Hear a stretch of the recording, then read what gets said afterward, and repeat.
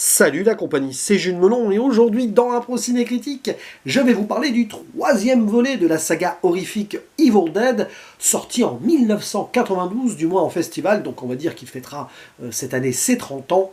Evil Dead 3, l'Armée des Ténèbres, ou Army of Darkness en VO, toujours réalisé évidemment par Sam Raimi et avec de retour dans le rôle principal son pote Bruce Campbell, qui reprend donc son personnage de Ash Williams.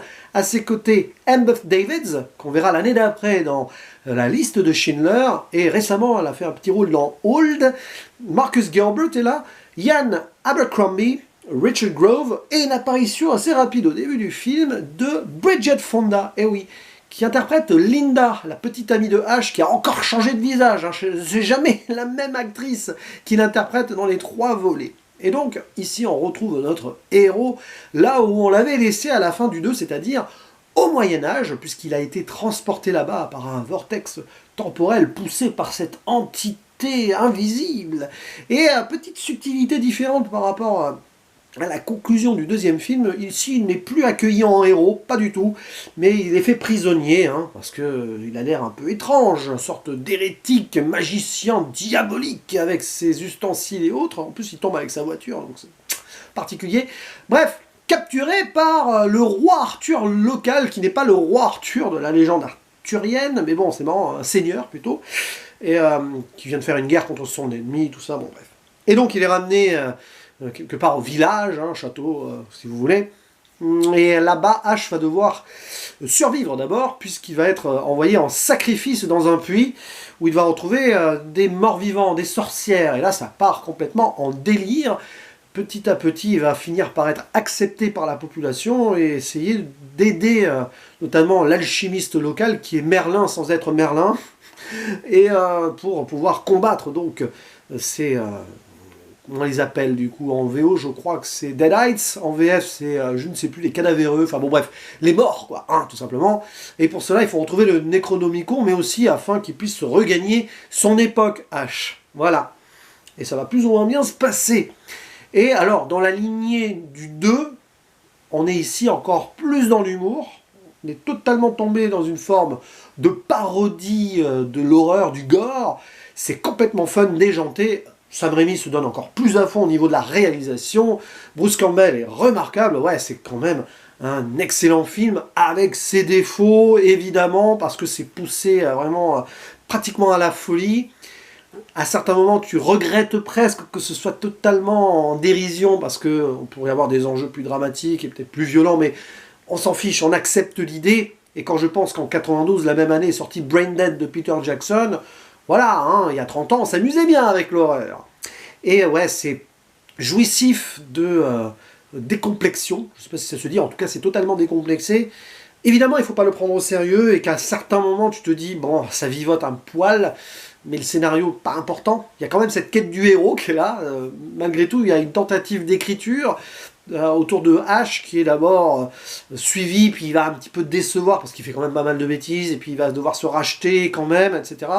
Et puis il y a ce dilemme, rentrer chez lui à tout prix ou mettre le monde en danger, parce qu'avec le Necronomicon, enfin le livre des morts, tu peux quand même faire de gros dégâts, surtout quand tu ne connais pas la formule magique qui va avec, que tu t'en souviens pas. Voilà, si vous avez vu le film, évidemment, vous vous rappelez de cette scène complètement folle avec les 3 bouquins, parce qu'il faut trouver le bon, où il ressort de là avec des grimaces complètement défigurées, transfigurées, le visage dans tous les sens, un petit peu comme The Mask, d'ailleurs, c'est 1 an avant The Mask, enfin 2 ans du coup, mais la sortie mondiale est plutôt 93, et à certains moments, tu as l'impression que voilà, le réalisateur de The Mask a vu ce film avant, mais bon, après c'était un comics aussi, The Mask. Donc oui, c'est ça, c'est assez comics, et quand on sait que Sam Raimi fera ensuite la trilogie Spider-Man, oui, il était fan de ce genre-là, et à certains moments, on est vraiment dans le côté cartoon aussi, qu'on retrouvera justement dans The Mask. Donc, c'est pour ça que j'ai vraiment apprécié, ça me rappelait ces années 90 un peu folles, parfois dans les propositions cinématographiques. Et donc l'humour qui va avec, puisque Ash va devoir s'affronter lui-même, un clone maléfique, Evil Ash. Bon, ça à la rigueur, ça peut être une sorte d'enjeu, mais c'est la naissance en mode siamois et tout. Avant, il combat des petites versions de lui qui sortent de bris de glace. Il faut avoir, je sais pas ce qu'il faut avoir fumé ou bu avant d'avoir ce genre d'idée, mais quand même, hein, il faut surtout avoir un beau génie créatif. Et Sam Raimi, c'était pas le dernier, espérons toujours, en tout cas. Toujours pas le cas hein, aujourd'hui, ce n'est pas le dernier des génies à ce niveau-là, dès qu'il faut avoir de bonnes idées créatives. Et donc Bruce Campbell se donne à fond, on sent qu'il souffre un petit peu aussi sur certaines scènes, mais son ami ne le ménageait pas hein, sur le tournage. Hein, Sam Raimi, c'est un petit peu quelqu'un qui est cash. Quand il réalise, même avec ses potes, et voilà, je vais pas faire la liste des blagues, mais... et puis aussi... on va dire une upgrade au niveau du budget des effets spéciaux. Il y a tout un jeu avec les squelettes donc de l'Armée des Morts en stop motion qui est clairement ici un hommage pas du tout déguisé au travail de Ray Harryhausen, notamment Jason et les Argonautes. Et bon, évidemment, on voit qu'il y a des moments c'est un petit peu low budget malgré tout, même si je pense que c'est le film qui a coûté le plus cher. Waouh, mais c'est quand même très drôle. D'ailleurs, il y a du Tim Burton aussi là-dedans.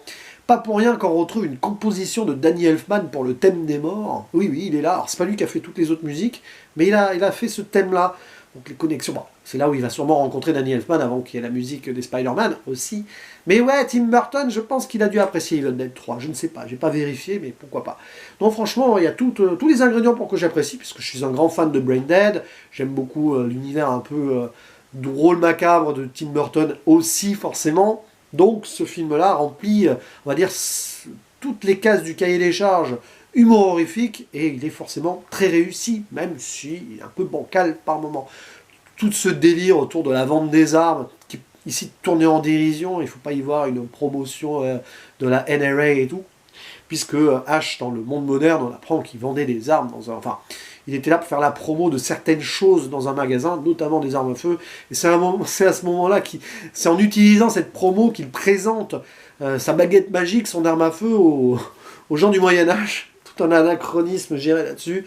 La façon dont il arrive à inventer des nouveaux trucs, parce que dans la voiture, il y avait des magazines genre La chimie pour les nuls. Voilà, c'est idiot, c'est simple, c'est sorti du chapeau.